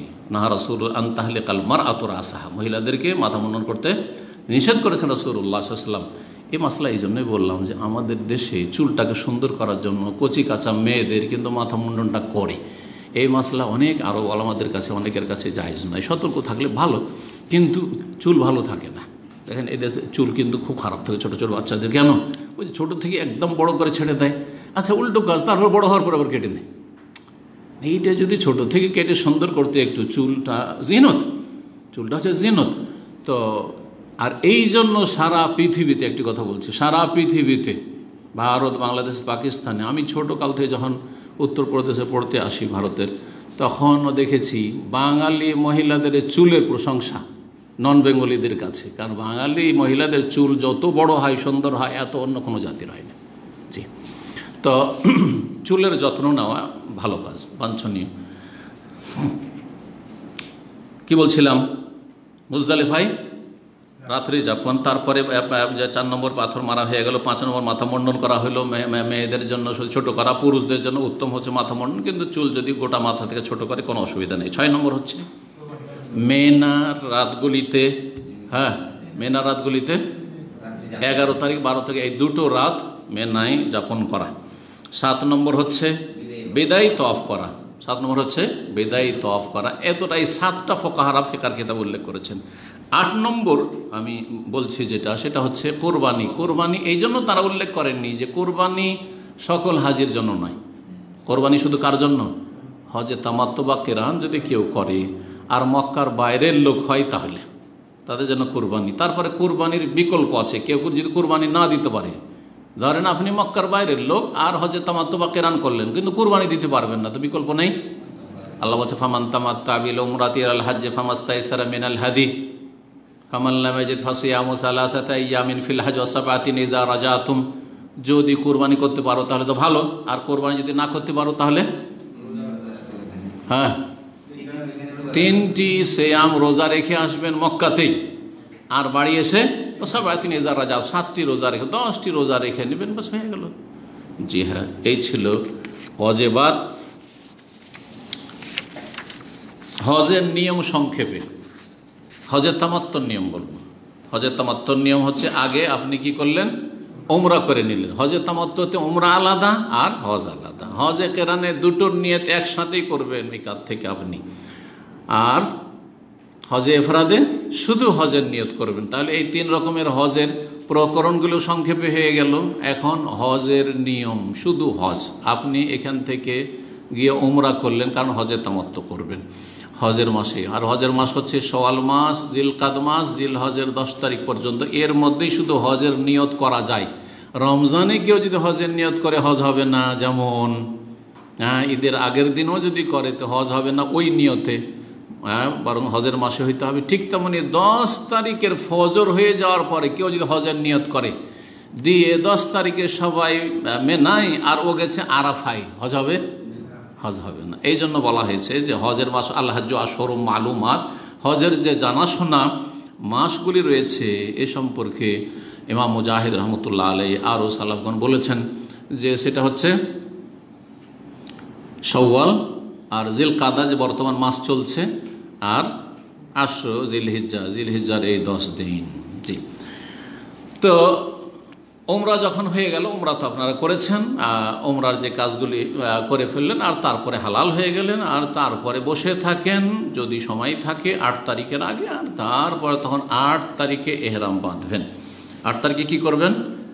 যেখানে থাকবেন, মক্কায় থাকবেন, মক্কা থেকে আর যদি আপনাদেরকে দামামের লোকদেরকে নিয়ে যা রাখা হয় কোথায়? মেনাতে রাখা হয়, খেমাতে রাখা হয়েছে, ওখান থেকে যে যেখানে থাকবেন সেখান থেকেই, হারামের আশেপাশে কেউ আছেন ওখান থেকে এহরাম বাঁধবেন। এবং এহরামের সময় যেসব কাজগুলি করতে হয় সেসব কাজ করবেন। গোসল করবেন, পরিষ্কার পরিচ্ছন্নতার জন্য খুশবু সুগন্ধি লাগাবেন, আর বিশেষ কোনো এহরামের সালাত নেই।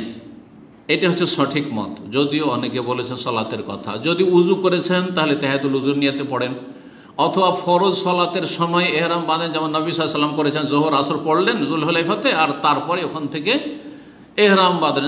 আলাদা করে কোনো সুন্নতুল এহরাম বলে যে ফিকার কিতাব প্রসিদ্ধ রয়েছে এর কোনো শক্ত দলিল নেই, এর কোনো দলিল নেই। তো এহরামের নিয়ত করবেন। নিয়ত কোথায়? অন্তরে নিয়ত করবেন। আর তালবিয়া শুরু করবেন, প্রথমখানে বলবেন লাব্বাইক হাজ্জান, আল্লাহুম্মা লাব্বাইক হাজ্জান, হে আল্লাহ হাজির হয়েছি হজের উদ্দেশ্যে। এই 8 তারিখে হজ শুরু করছেন, তার আগে উমরা করে ফারেগ হয়ে আছেন। আর তারপরে তালবিয়া পড়বেন যেখানে থাকবেন সেখানে। আর তারপরে জোহরের আগে আগে মেনা চলে যাবেন। জোহরের আগে কোথায় যাবেন? মেনা চলে যাবেন। মেনায় গিয়ে জোহর, আসর, মাগরিব, এশা, ফজর 5 ওয়াক্ত সালাত পড়বেন আপন আপন সময়ে। কসর করবেন, জমা নয়। কসর করবেন, জমা নয়। এখানে কসর সবাই করবে, মক্কার হাজি হোক আর দীর্ঘ সময় ধরে মক্কাতে এসে আছে, যেমন হানাফিরা 15 দিন হয়ে গেছে আমার আশা, সুতরাং মেনাতে পুরা 4 রাকাত করে সালাত পড়ে। সুন্নতের খেলাফ, সুন্নতের খেলাফ। আপনি হজ করবেন, খুজু আন্নি মানাসিকাকুম, রাসূলুল্লাহ বলছেন আমার থেকে হজ শিখো। আবু হানিফা রাহিমাহুল্লাহ থেকে হজ শেখার দরকার নেই, শাফি, মালিক, আহমদ থেকে হজ শেখার দরকার নেই, আপনাকে হজ শিখতে হবে সরাসরি রাসূলুল্লাহ সাল্লাল্লাহু আলাইহি ওয়াসাল্লাম। হ্যাঁ, তাদেরগুলো পড়ে দেখেন, তারপরে নবী সাল্লাল্লাহু আলাইহি ওয়াসাল্লামের কাটটা মিলছে ওইটা নেন। এই কথা বলছি না যে পড়া যাবে না, আমিও হানাফি ফিকহ পড়েছি, সবগুলি হেদায়া পড়েছি, বেকা পড়েছি, কদুরি পড়েছি, মুনিয়াতুল মুসাল্লি পড়েছি, কিন্তু আমল করি কিসের ওপর? কোরআন এবং হাদিসের ওপর। আবার হাম্বলি ফিকহ পড়েছি, আবার ফিকহে মোকারেন 4 মাযহাবের ফিকহ মদিনা ইউনিভার্সিটিতে এসে পড়েছি, শাফি, মালিক, হাম্বলি সব ফিকহ পড়েছি, বিদায়াতুল মুজতাহিদ 4 মাযহাবের ফিকহ পড়েছি। তো কিন্তু কোনটা নেব?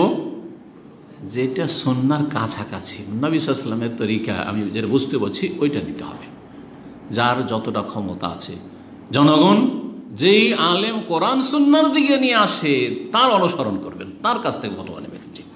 আর যে মযহাবের দিকে নিয়ে যায়, শাফি মযহাবের আলোকে ফতোয়া, হানাফি মযহাবের আলোকে ফতোয়া, তার কথা নেবেন না, কারণ তার কাছে হক পাবেন না সব জায়গায়, কত হক পাবেন, কত ভুল পাবেন। জি, হয়ে গেল। তারপরে মেনা 9 তারিখের ফজর হয়ে গেল। ফজর পরে সূর্য ওঠার পরে বের হওয়া সুন্নাত, কিন্তু আজকাল সূর্য ওঠার পরে বের হলে আপনার বাস ভিড় ভাড়ে পৌঁছিতে পারে না, সেজন্য রাত্রেই নিয়ে চলে যায়, অথবা ট্রেনে নিয়ে চলে যায়। যখন আপনাকে নিয়ে যাবে তখনই যাবেন। একটু সুন্নতের খেলাফ হচ্ছে, অনুত্তম হচ্ছে, কিন্তু জায়েজ। সূর্য ওঠার পরে রাসূলুল্লাহ সাল্লাল্লাহু আলাইহি ওয়াসাল্লাম বেরিয়েছেন আরাফার উদ্দেশ্যে। আরাফায় গিয়ে জোহর আসর পড়েছেন, জামাত তাকদিম করে, অগ্রিম জমা করে। অগ্রিম জমা করা মানে জোহরের সময় আসর পড়া। আর কি করেছেন?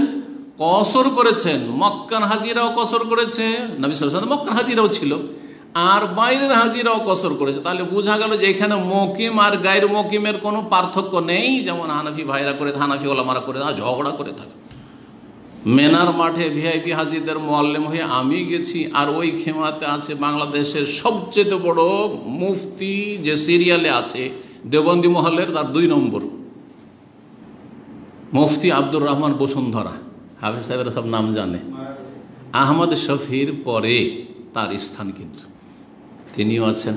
আর তার তো মাশাআল্লাহ হাত পা টিপা চলছে, প্লেট একজন ধরে আছে ভক্ত, আর ওনাকে খাওয়িয়ে দিচ্ছে, এসব চলছে।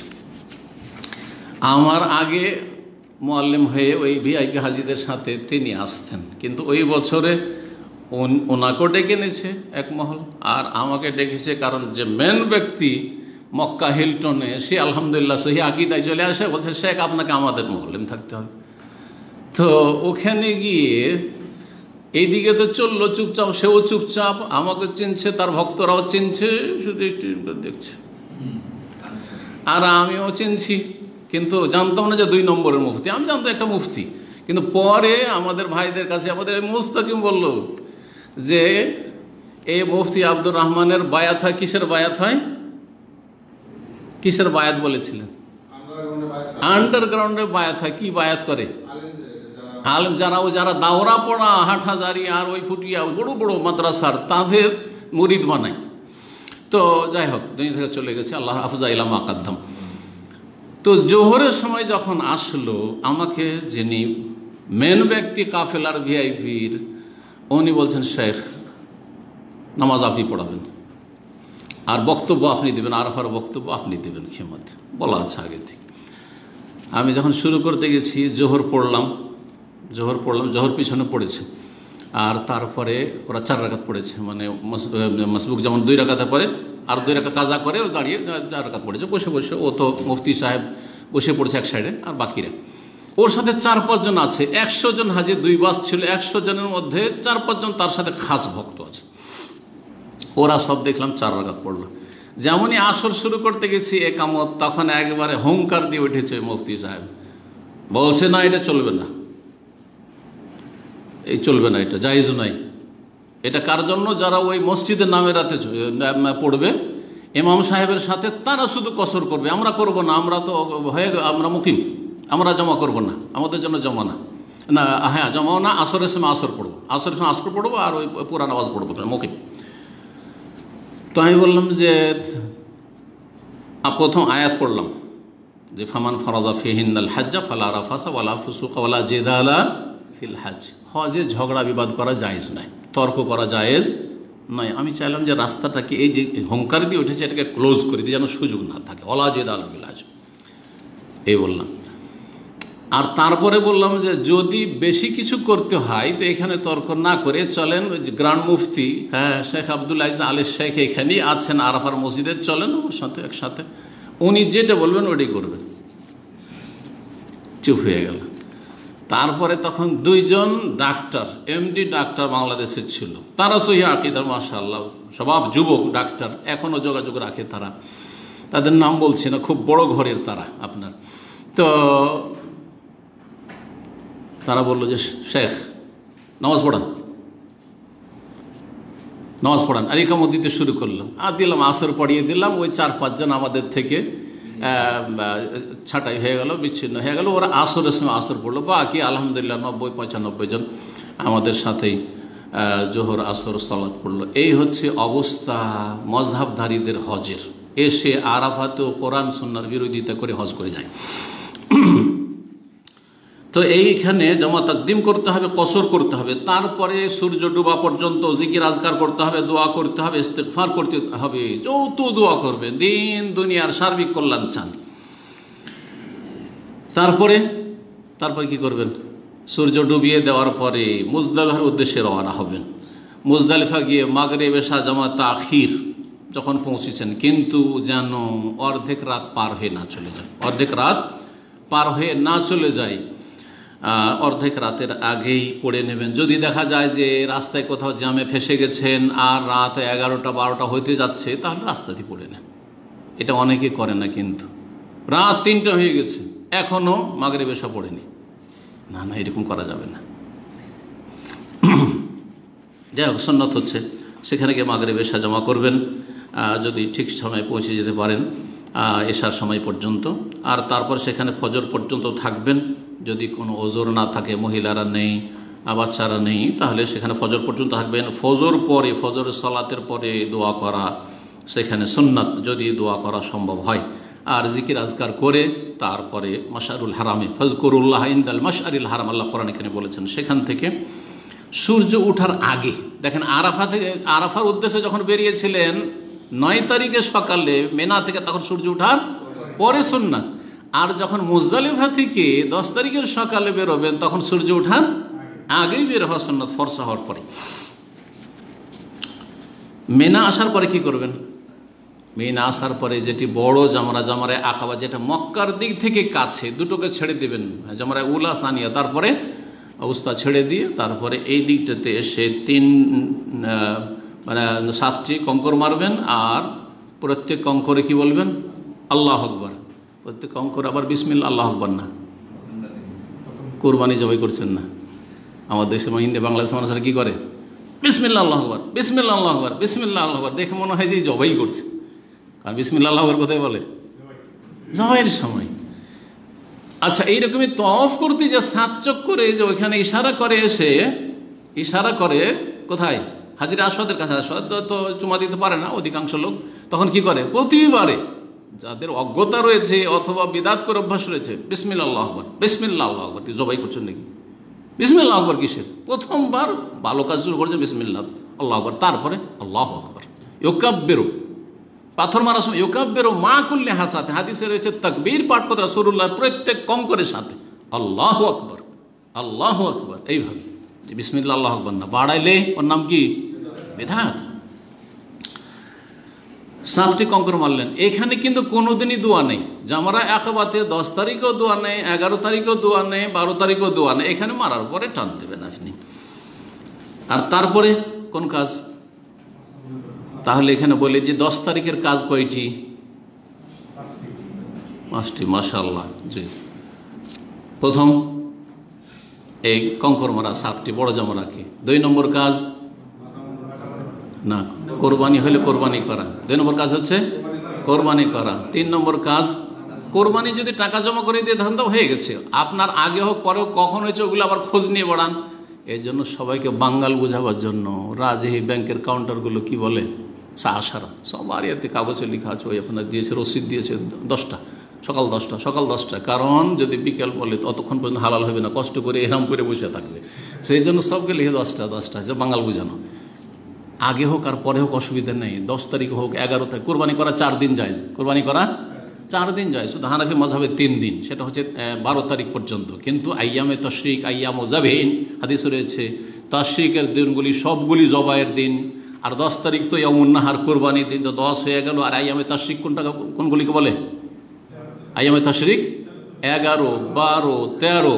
তাহলে এই 4 দিন কোরবানি করা যাবে, 4 দিন কোরবানি করা যাবে। 10 তারিখে কোরবানি করা উত্তম, এতে কোনো সন্দেহ নেই, উত্তম, এতে কোনো সন্দেহ নেই। কিন্তু বাকি দিনগুলো তো জায়েজ রয়েছে। কোরবানি যখনই হোক, তাহলে 2 নম্বর ছিল কোরবানি, আর 3 নম্বর হচ্ছে মাথা মুন্ডন।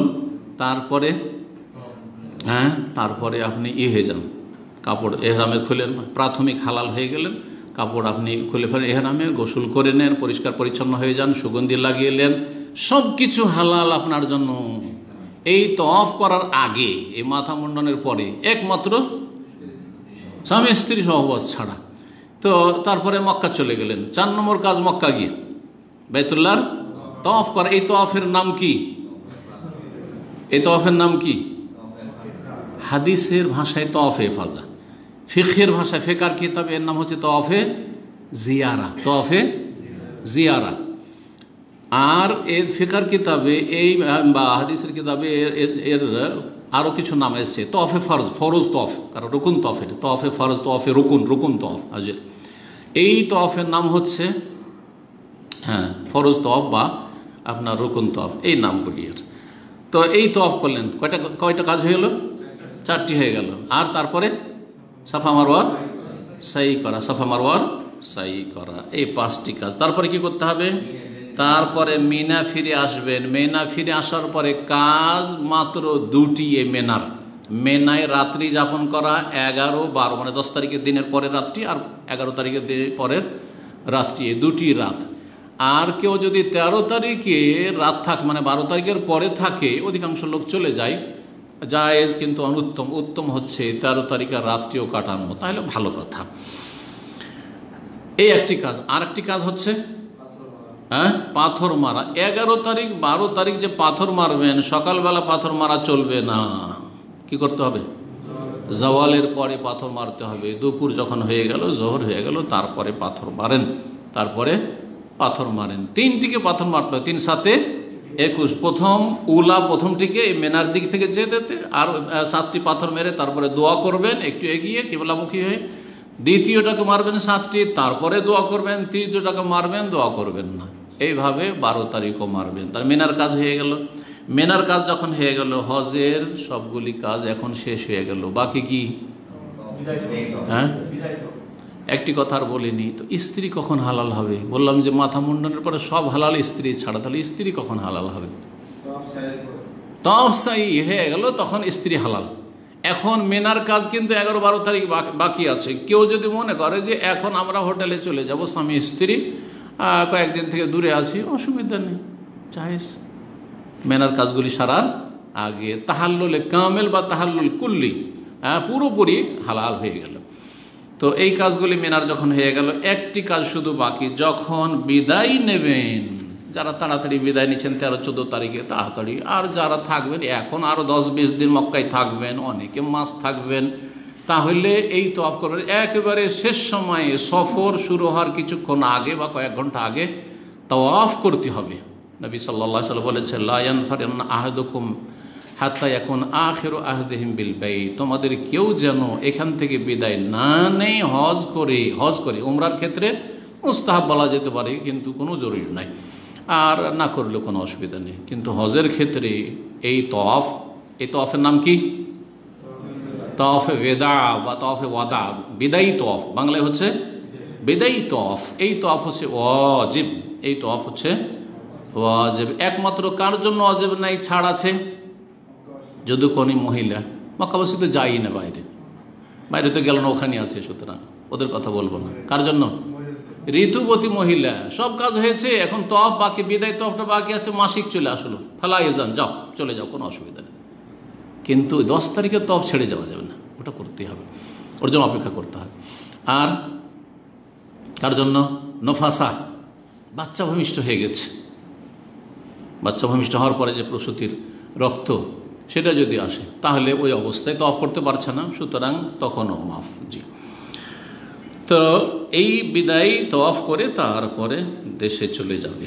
এই ছিল সংক্ষেপে হজের আলোচনা। আল্লাহ রাব্বুল আলামিন যেন আমাদেরকে বারবার বাইতুল্লাহ পর্যন্ত পৌঁছার তৌফিক দান করেন, ওমরাতে, হজে এবং সালাত পড়ার জন্য মসজিদে হারামে, মসজিদে নববীতে। একটি কথা আর বলেনি যে মসজিদ নববীর সাথে হজের কোনো সম্পর্ক, এতক্ষণ যে হজের আলোচনা শুনলেন, মদিনার সাথে হজের কোনো সম্পর্ক আছে?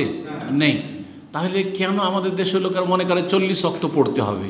এই 40 ওয়াক্ত মদিনা এসে পড়তে হবে, হজে এসে, এটা জাল হাদিসের উপর ভর করে, জাল জয়ীফ হাদিসের উপর নির্ভরশীল করে তারা ফতোয়া দিয়ে থাকে, ভুল ফতোয়া, যার ফলে 7 দিন 8 দিন থাকা, 5 8 40, 8 দিন থাকা তারা জরুরি মনে করে। আর এই মর্মে যেসব জাল মৌজু হাদিসগুলো রয়েছে, মান হাজ্জা ফালাম ইয়াজুরনি, কেউ যদি হজ করে আর আমার সাথে দেখা সাক্ষাৎ না করে, আমার জিয়ারত না করে, ফাকাত জাফানি, সে আমার সাথে দুর্ব্যবহার করলো, সব এই মর্মে হাদিসগুলি মৌজু, জাল। আল্লামা ইবনে বাজ রহমতুল্লাহ আলাইহি আর অন্যান্য মুহাদ্দিসিনরা বলেছেন। সুতরাং এসব জাল কথার আমল করবেন না। আল্লাহ রাব্বুল আলামিন যেন সহি শুদ্ধ হজের তৌফিক দান করেন এবং আল্লাহ রাব্বুল আলামিন হাজী সাহেবরা যারা আসবেন, আল্লাহ তাদেরকে যেন হেফাজতে রাখেন।